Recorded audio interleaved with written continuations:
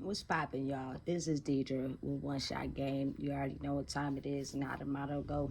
You get one shot at life, but a lifetime to learn everything you need to improve your life. So this video is just gonna be a little story time on, changing with the times and improvement in life. So I'm just gonna start out by saying, listen, as you're starting out on your journey to becoming the person you're supposed to be, you will have energetic frequencies that don't want you to succeed. So get you somebody that's got your back, get you somebody that encourages you, get you somebody that 110% wants to see you grow. They throwing ideas at you. They give you the time that you need to be able to put in the work to become the best person that you need to be in life. I've never really experienced that in my life. I never really had nobody who, supported me 110%. So the best advice I could give for everybody out there is support yourself. Be your number one cheerleader. That is all you need to be able to, continue your drive on the path you're trying to go. Because the world is built for people not to go above the standard lifestyle that they see fit for everybody. So once you start growing and going over the top, you're going to have hurdles in your way. The best thing you can do is try to clear them things and hop over them anyway. Because the destination at the end of the day is for you. You're going to be the only one in that casket when it comes that time. So don't let you stop you by your limited mind frame, by, people telling you won't succeed, by people, jealous of your destiny, by people who, want you to do better but not better than them, and it's going to be all around. You got to still push yourself anyway. That means you're going to have to take some time to be alone, to chase your dreams and live normal life, however you see fit for you.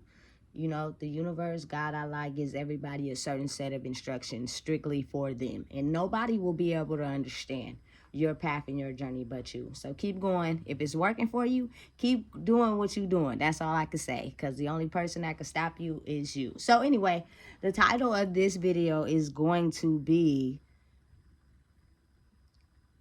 it is now time to elevate your life and grow and elevate with the times. You cannot sell weed if you gonna smoke it. Like, the competition is too high.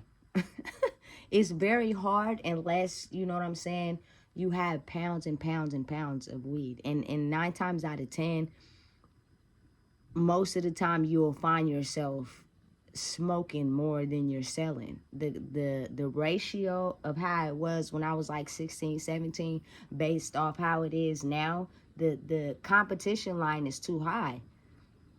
I remember when I got out, my best friend at that time had picked me up, right? And she went to the smoke shop to get some weed. And I'm thinking to myself, all you got to do is have an ID and you can go up in here and buy some weed. And I was appalled, because before I left to go to prison, it wasn't like that. You know what I'm saying? So she like, yeah, it's legal now. You could just go up in here and buy it. Da, da, da. And I'm like, oh, that's crazy. So just think about it. You don't got to wait on nobody. You don't got to wait until he make it to you. He don't got to come all across town to get to you. You got to think about it. A person is doing what they're doing in the best interest for themselves. So if you're far, he's going to, be wanting to be compensated for the drive and the gas it takes to get there. Not only that, for the marijuana that he's selling you and the time it's gonna take, depending on if he gotta pick his kids up from school or do something else, when you could just go straight to the smoke shop and buy it yourself. You don't have to wait on nobody. You don't have to wait for nobody to come to your side of town. It's like the competition ratio is too high. And if you smoke a lot, because after so long, your tolerance is going to get so high that it's going to be so high that you find yourself smoking more than what you're selling. And the whole point of selling weed is to make a profit, not only to support your smoking habit, but to make a profit so you can help, contribute to whatever you're doing. Now, back when I was like 16, 17, everybody had that dream. You feel me? The dream was We gonna take this little eighth we got. We gonna bundle it up in some sacks. We gonna sell the sack for $10, and then we gonna make back some money to rebuy it so we can smoke again. Not only that, have a couple extra dollars. Listen, when the competition ratio is too high, and you waking up every day without a destination, especially don't let it be the weekend. The first thing you want to do when you get up is smoke. You know what I'm saying? And this is coming from experience. So that is one already gone already. You know what I'm saying? And you need the extra essentials to be able to go to the store and get what you need required for, you know what I'm saying, whatever you're trying to do. And if you started smoking at a young age, your tolerance by the time you get grown is so high, it's going to take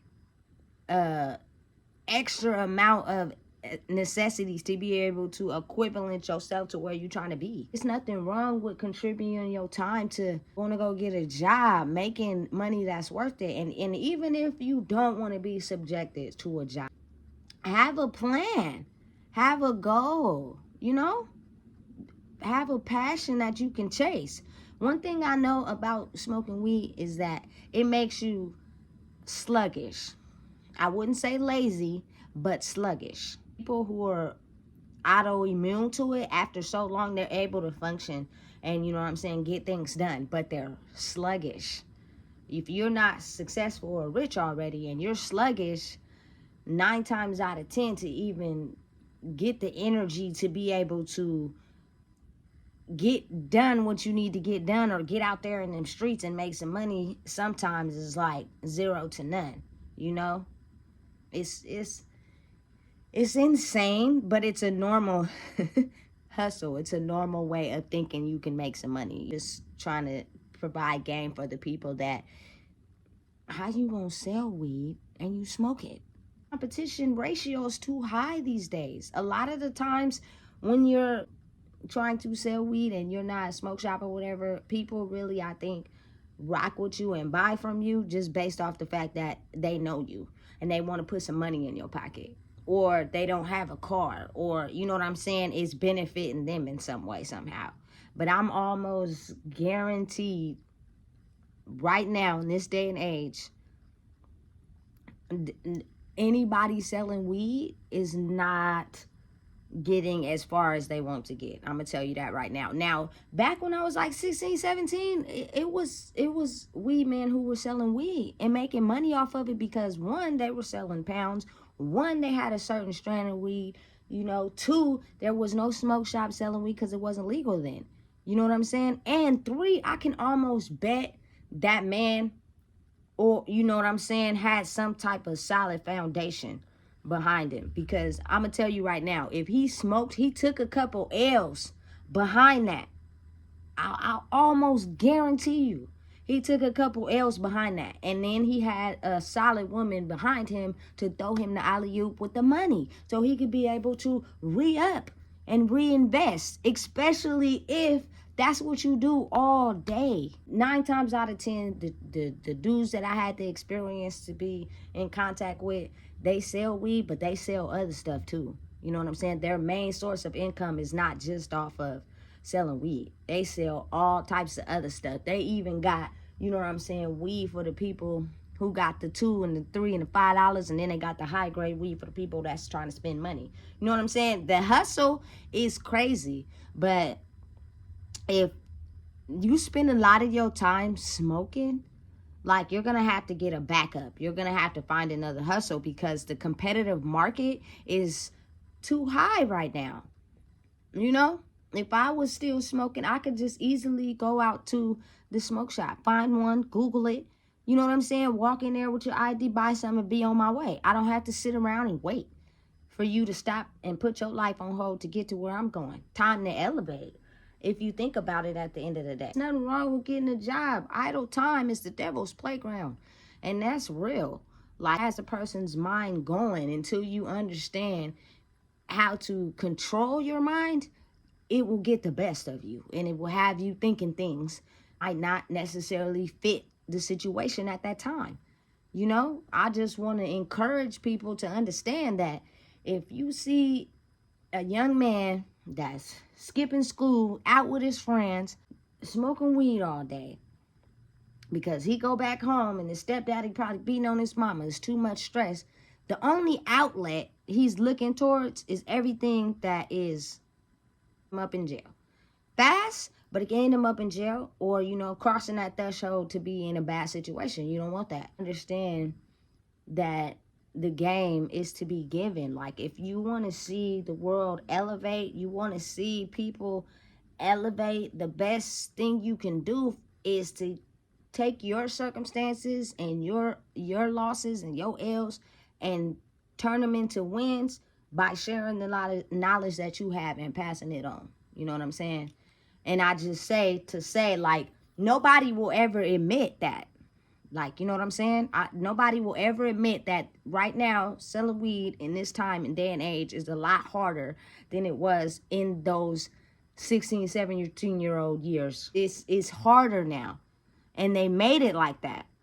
And then it's kind of like weed is legal on a state standard, but not a federal. So if you're trying to make X amount of money selling pounds or whatever, but you get caught with that, you can go to jail. Like, it's a double standard. So it's kind of almost like the facilities, the smoke shops are the only people that can have stupid amount of weed. And it's to the point where they possibly can get closed down, but not necessarily, because the government is making money off of that. So why would we want to shut something down when we're getting a piece of the cut too? But this man over here who has X amount of pounds of weed, he get caught with it. I'm taking him to jail because we ain't making no money off of that. It's the way of the world. That's how complicated it is. And I just want all my young men to understand that what is so wrong with working a job because you'd rather just sit around all day smoking weed. Now, if you're helping and you're contributing and, your girl or your wife or whatever is doing most of the work and you have to watch the kids, but as a man you want to provide, don't be taking them L's that could possibly affect that kid's life because they're looking up to you to always be there. So for a natural masculine man, for the masculine side of everybody is to bring the bag in to survive out here. You know what I'm saying? So you be taking chances sometimes when it's other outlets and other things you can do. You got to be able to expand your mind. You know what I'm saying? And the only way you can get a clear vision of what that may be is to take a few days and get sober. When your mind is constantly clogged every day, you're only thinking about that one tunnel. That's it. You're not giving it a chance to go in different tunnels because your mind is focused on this one tunnel. And that is, when I get up, I need to roll up, I need to smoke. And now I'm fixed on how to get this money by selling this weed, not really thinking about the competition outlet, thinking about I may not make that much money today, but I invested in this big amount. And since things are not going my way, I'm going to spend the majority of my time smoking. So what money did I make off of that? Nothing. The objective of the game is bills got to be paid. Things got to be taken care of.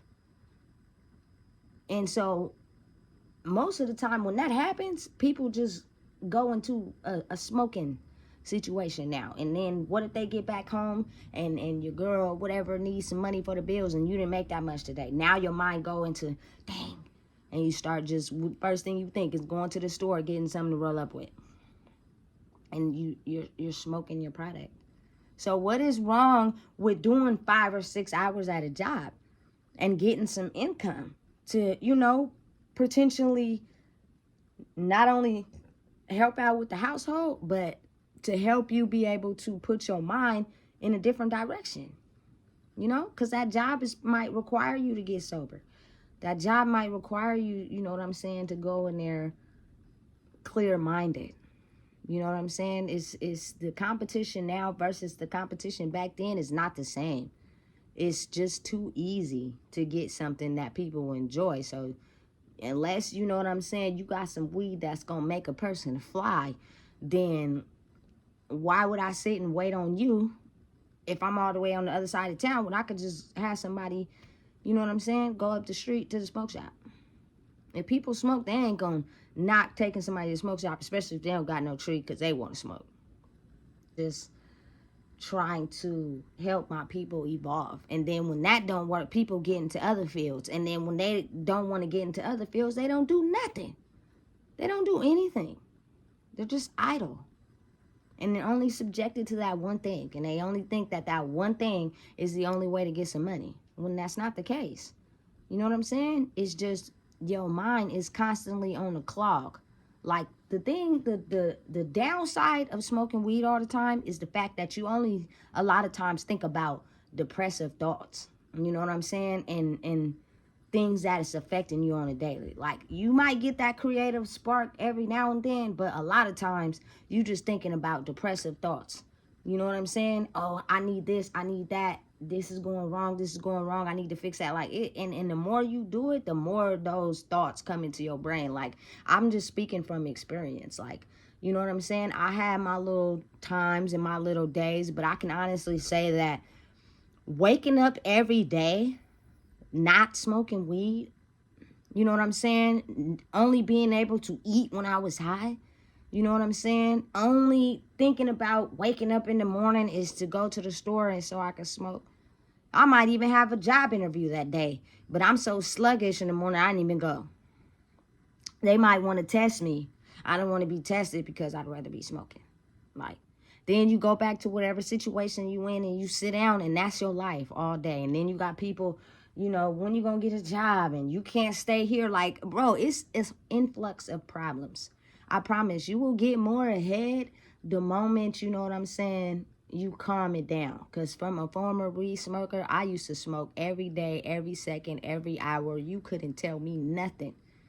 Like I spent majority of my life being under the influence all the time. And also think about it. People who are strong-willed and they have a strong mind as far as making sure their I's are dotted and their T's are crossed. If they know that you have a certain substance addiction and you get into a rough situation, they most likely won't help you. Not because they, you know what I'm saying, want to see you drown, but because they are afraid that if they help you, is it really going towards what you asking it to go towards, or are you going to use it for something else? And then you still going to be in the same situation. And I think that's the biggest thing I learned from that. You know what I'm saying? People are more willing to help when they know it is for a positive reason, especially if it's a strong-minded person and they're all for, you know, being there for people and making sure, you know, the I's are dotted and the T's are crossed. But them same strong-willed people are not gonna put themselves at risk, especially for someone that they don't even know their money or resources is going to go towards what they say it's going to go towards, because you have an addiction and we clearly see it. And you need something to balance your mind, because that's more important than taking care of what you need to take care of.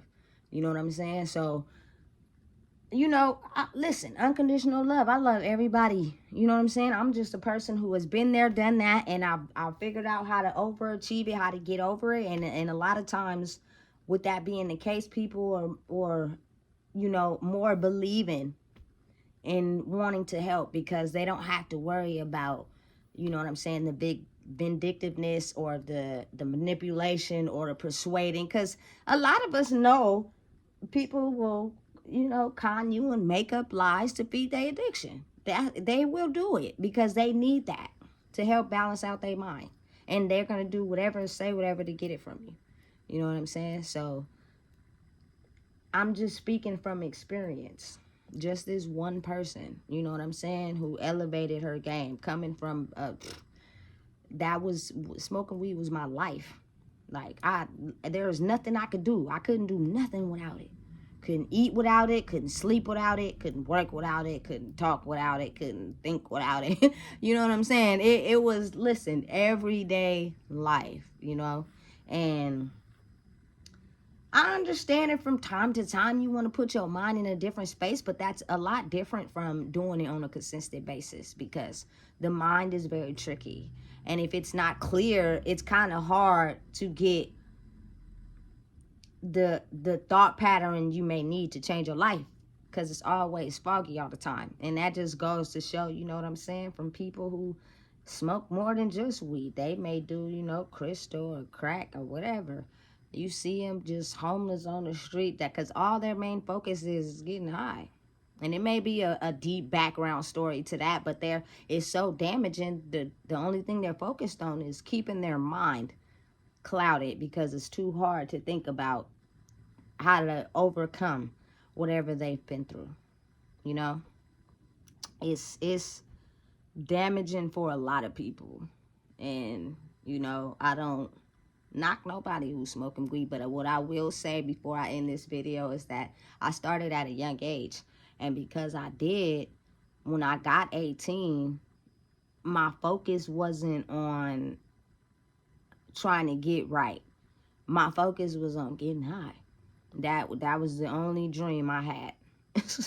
You know what I'm saying? Well, get the newest backwoods, who got the strongest tree, you feel me? We about to chill, and you know what I'm saying, and do nothing all day. And even for the kids that choose to ditch school and you see them around the corner or whatever smoking, like they go back to school, like they're after so long, by the time they get 18 and mama talking about kicking them out, there is no destination to go other than putting your hands into the hands of the police. They have their own organization going on. They're waiting for you to fail. They're waiting for you to break the law so that they can put you in their own organization, and they make money and you don't. You know what I'm saying? Listen, this world is dangerous, you know, and I'm all for understanding that life is stressful. But when you start becoming dependent on things to shift your mind state, your thoughts only are subjected to that. Not into growing, not into achieving anything, not into, you know, excelling. And for some people, don't get me wrong, they had the ability to do that. You know what I'm saying? And they were able to become successful or whatever, and they still smoke weed. Snoop Dogg, Lil Wayne, you know what I'm saying? They get high every day. But it's if I had the chance to ask them how much weed do they smoke on a daily basis to get as high as they got the first time, it's kind of like, what are you doing this for? What is wrong with being clear-minded? It's actually, you know what I'm saying, way better. I love it. You know what I'm saying? I eat on a continuous basis, you feel me? My mind is clear. I'm not, you know, impairing my judgment, you know what I'm saying, and being sluggish. Like, you know, life is good. So that part is for just like my people like me, you know what I'm saying? Just really think about it. And anytime somebody tries to quit, they'll stop smoking for like 2 days. You know what I'm saying? And I guess the thoughts of their past or whatever is too strong that they don't even keep it up. You know what I'm saying? And think about it, like people who who got to be sober for like a couple hours or a couple days and you with them, their mood is so off. Like they'll get mad at you over this dumbest thing because you didn't peel the crust off their peanut butter and jelly. They didn't flew off the handle. They pissed off. Like, bruh, for real? For real? You is tripping. You know what I'm saying? So the best piece of advice I could just say for my people out there, don't be afraid to try something new. Some of y'all been selling weed for so long, you ain't made no profit off of it. You just sell weed to smoke it. What is wrong with trying something new, like working a job, or, you know what I'm saying, putting your thoughts somewhere else? Because you're going to take L's in whatever field. But if you don't have the ability to take that L and learn a different way to elevate your game, because maybe what you've been doing ain't working, you stay stuck in that mind frame and you go nowhere fast and you stay stuck in that. You know what I'm saying? And most of the time, a man who sell weed got a bomb woman or whatever, or a woman in their background who is got her own thing going on, and she taking the fall. So when that fall comes down on you, you get the alley from her. You know what I'm saying? But you're not changing your thought process to try to figure out what went wrong, how do I elevate, how do I grow from this L? Because most of the time you sluggish and it causes reoccurring thoughts, and all you think about is the same thing over and over and over. And it makes your mood unbalanced. I really prefer not to be around people that smoke weed all the time. You know what I'm saying? Because when you don't have weed and when you're just on a sober day, when I might want to come over and play some games or cook, One little thing could set you off. Now I don't even want to come over here no more. You know what I'm saying? Because who are you really when you're not under the influence? And this is not to judge anybody. This is not to put anybody down. But I can honestly say that the person I was before, when I was centered on just smoking, that was my whole entire life. I did stuff. I had jobs. I had clothes, cars, shoot, all that. You know what I'm saying? But my mental state and who I became once I figured out, you know what, you can do life without blocking your mind all the time. I've elevated. I became better. You know, this is just for the people that think you're going to get rich off selling weed and you smoke it. It's not going to work. That time, that era has ended. You got to put your mind and your thought and your heart and your process into something else. Now, whatever steps it may take to get there, I'm not a hater. Keep doing you. You know what I'm saying? But I'm just telling you, though. If we have game that we can use to elevate the people, why not give it to them? That selling weed career is over. You know what I'm saying? And if you gonna sell pounds and, you know, ship it out of state and all that, you're taking a nail. And if you go to prison or go to jail, your babies lose out on losing you. Do we want that? We don't. So if you don't know what it is, I just told you. Please make sure you like, comment, share, and subscribe. You feel me? Whatever you doing right now, even if you high right now, roll up to this again. You feel me? Watch it again. I'm just trying to encourage the people. You know what I'm saying? Do you, but learn from your L's. I'm just saying.